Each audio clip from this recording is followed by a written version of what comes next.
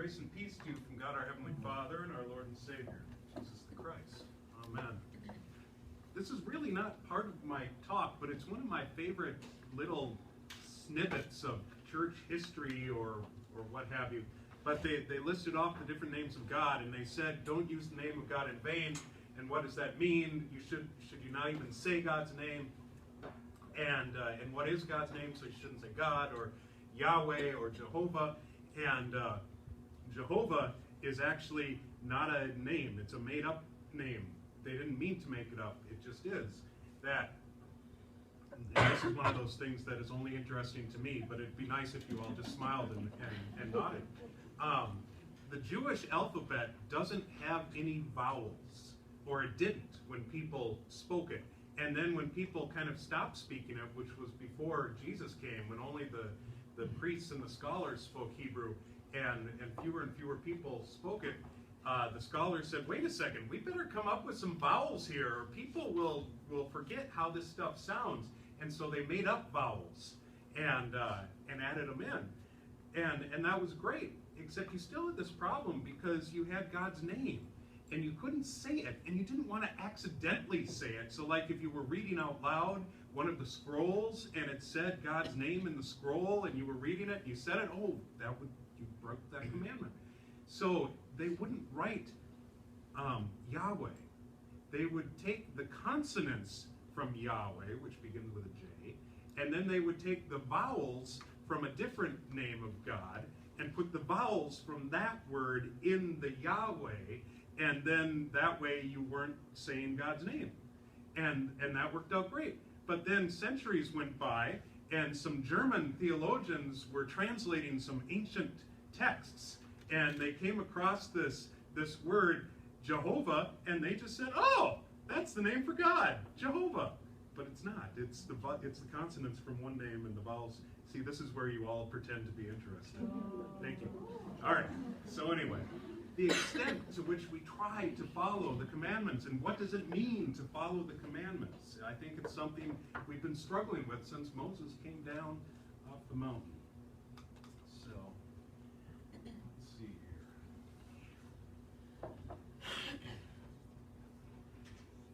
I've always been fascinated by this prank, and I would never try it. Well, maybe I've tried it once or twice, or 3 times. But I can't get it to work. This idea where you take a bucket, you fill it with water, and set it on top of a door, so that and then you call for someone. You say, hey, Craig, can you come in here? And he says, sure. And then when he walks through the door, the bucket falls down on him and splashes him with water. I've never tried it. Well, okay, I have tried it. But I haven't gotten it to work. Basically, the bucket falls down and bonks someone on the head, and they don't get wet, they get bruised. And that's not what's supposed to happen. But I'm fascinated by it. How do you get it to work? Because you have to get the bucket to sit just right at kind of an angle. And then you have to have the door, ajar so that it's sitting on the top of the door. And then you have to get the person to walk in rather forcefully. They can't just open the door from a distance, and Todd's done it, hasn't he? Okay. And it falls, you have to get them, it has to all work just right. But the thing is, if it does all work just right, not only would it would be funny to me if I was the one doing it, but then there's the problem that there's going to be a consequence. That whoever I do it to, they're going to do it to me, or something worse. Like it might be lutefisk in a bucket that falls down on top of me, or something else happens. That there's always going to be a reaction. When one thing happens, something else happens. And so if you play a prank on someone, something's going to come back at you. Or if you eat at McDonald's for every meal for a whole year, you will probably gain a little weight. There are actions or results to any actions that we do. And I just wanted to lay that down because that's, I think, what we're talking about with the 10 Commandments here. That when we do one thing, something else happens. And it's real easy to look at the Ten Commandments and say, okay, these are the things that God doesn't like. And so God is saying, if you do them, I will be mad at you. Kind of like, if my daughter chews gum with her mouth open, I will be mad at her. Because really, the sound of chewing gum with your mouth open is really annoying. It doesn't bother me that much when I'm the one doing it. But when she does it, it bothers me terribly. Thank you. Thank you very much. So it's not God saying, I don't like it, so don't do it. It's God saying, you know, when you do anything, there are consequences to it. There's a reaction to it. And so here are the things that you should be aware of and you should be free of. But if we go back to where we started from, or where the commandment started from, we have the people, the Israelites, living in Egypt. And they were slaves in Egypt, and they basically had to do whatever the Egyptians told them to do. These are pyramids, by the way. I can draw pyramids. They're triangles. Thank you. And so you had the Egyptians here. Let's see. With incredibly big heads, apparently.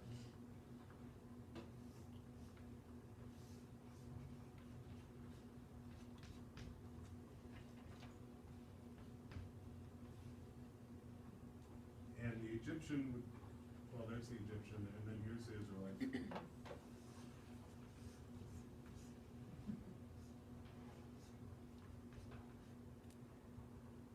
And the Egyptian would say, go. And the Israelite would say, okay. Whatever the Egyptians told them to do, that's what they had to do. They were slaves in Egypt. They didn't have any choice in what they were doing or how they were doing it. It was all laid out for them and prescribed for them. And that was fine. Well, it wasn't fine, but it was what it was.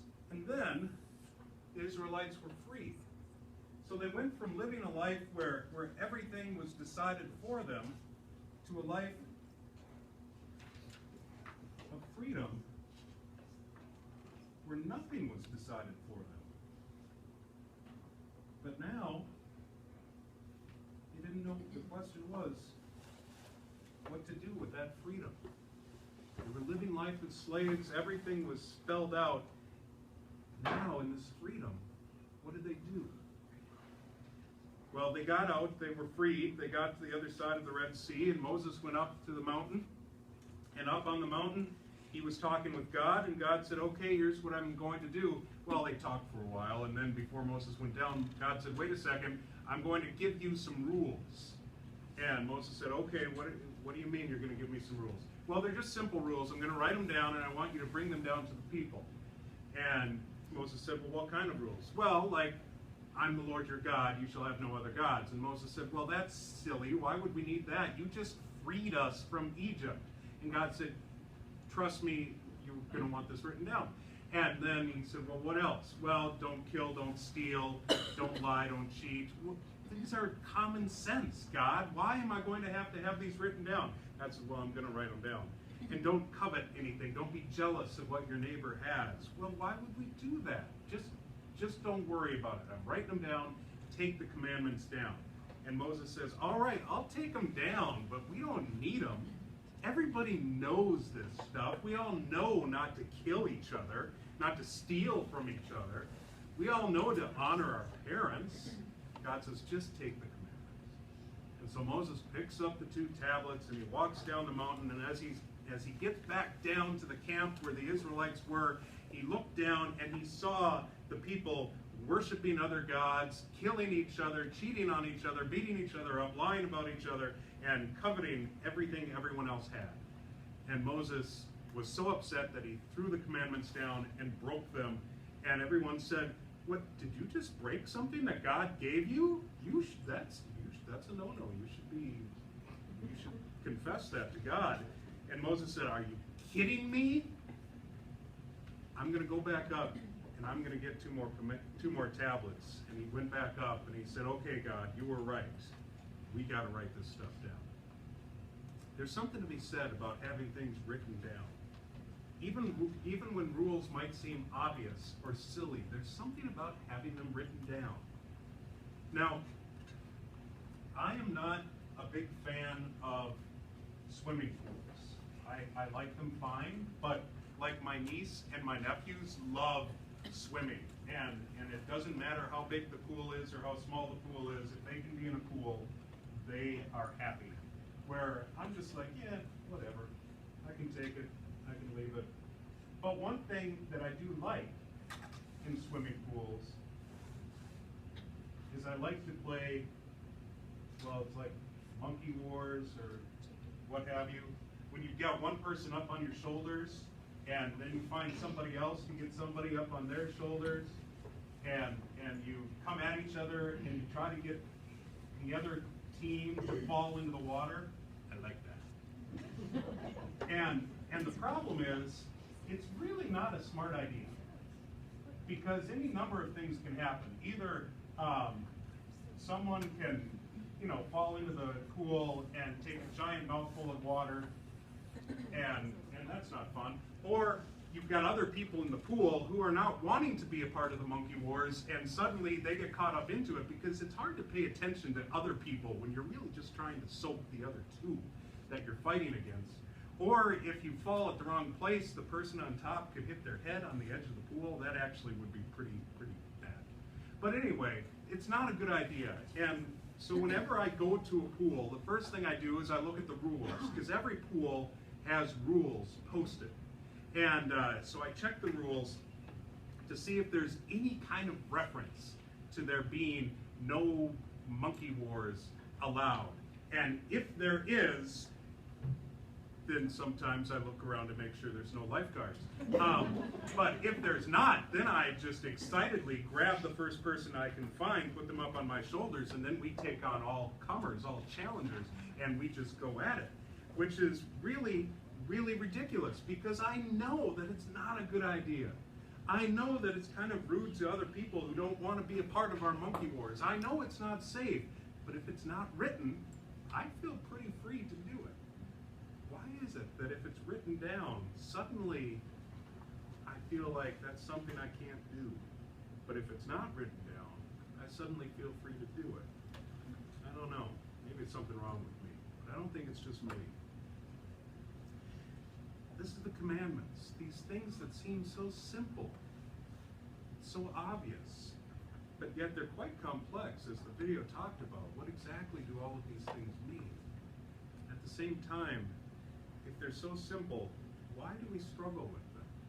Why do we struggle to honor our parents? Sometimes it's easy, sometimes it's really not. Why do we struggle to bear false witness against our neighbors, to always lift them up and think of them in the best way? Why do we struggle to not lie, or cheat, or steal? Even small things. Why sometimes we're able to justify things. Why do we struggle with things that seem so simple? Finally, besides the commandments, there was another interesting part in the text that Tamina read, where it says, I, the Lord your God, am a jealous God. That's why I'm giving you these commandments. I, the Lord your God, am a jealous God. And that seems like an incredibly odd thing for God to be confessing about himself. That God is a jealous God. Because in my mind, jealousy is this evil thing, this evil attribute. Why would you want to take that in or claim that for yourself? When I was growing up, many times, my brother and I decided that we were pirates or knights or Jedis or whatever. Whatever it was, we needed swords. And I remember one time in particular, he and I went out to my father's wood pile. My dad had this pile of scrap lumber in the backyard, and we were digging through it looking for swords. And I found one piece that was awesome. And I fixed it up a little bit, and it was great. I remember it was nice and skinny and nice and long, and I made a handle on it. It was the best sword I ever had. My brother, on the other hand, he looked through the wood pile and he could find nothing. And he said, I don't want to be a pirate anymore. And I said, yeah, you can still be a pirate. Go, there's a good stick. And which was probably not very nice for me. But, so he went over and he picked up a stick that was kind of long, and I think it still had leaves on it and twigs. And he said, "This is a lousy sword." And I said, "No, it's a great sword. Come on, let's sword fight." And I don't think I bragged about my sword too much, but I probably did. And I don't think I put his sword down too much, but I probably did. And so we played lightsaber a little bit, and or pirates or whatever it was. And then the next day, I probably had my sword out and was playing with it. And the next day too. But I remember after a couple of days, I couldn't find my sword. And I was looking for it and looking for it. And I could find my brother's sword. I said, "Hey, Pete, your stick is sitting right here." "Yeah, thanks." And I said, "Have you seen my sword?" "No." And I looked and I looked and I looked. And finally one day I said, "Pete, are you sure you haven't seen my sword?" And he walked over, and behind the trash can in the garage, he pulled out my sword, broken in two. I said, "How did that happen?" He said, "Well, I was kind of jealous of your sword, so I broke it." Jealousy, we have this idea that jealousy is such an evil thing. But as I was thinking about that, because God takes this attribute on, he says, "I, the Lord your God, am a jealous God," that maybe it's not jealousy that's a bad thing. Jealousy makes us do bad things from time to time. But jealousy in and of itself, maybe jealousy is simply saying, that's something that I value. You are someone that I value. You are someone that I value greatly. And so when God says, "I, the Lord your God, am a jealous God," he's saying, you are someone that I care deeply about. And when you don't spend time with me, that hurts me. And I want to spend time with you because I love you so much. I'm jealous of every moment of your day. I want to spend time with you. God says, "I, the Lord your God, am a jealous God, and I will bless you for generations." God gave us the 10 Commandments to help us to interact with each other and help us to interact with him because he values us, because he is jealous of our lives. He cares for our lives. That is where the 10 Commandments come from, and that is God's motivation in them. Amen. May the peace of God, which passes all understanding, keep your heart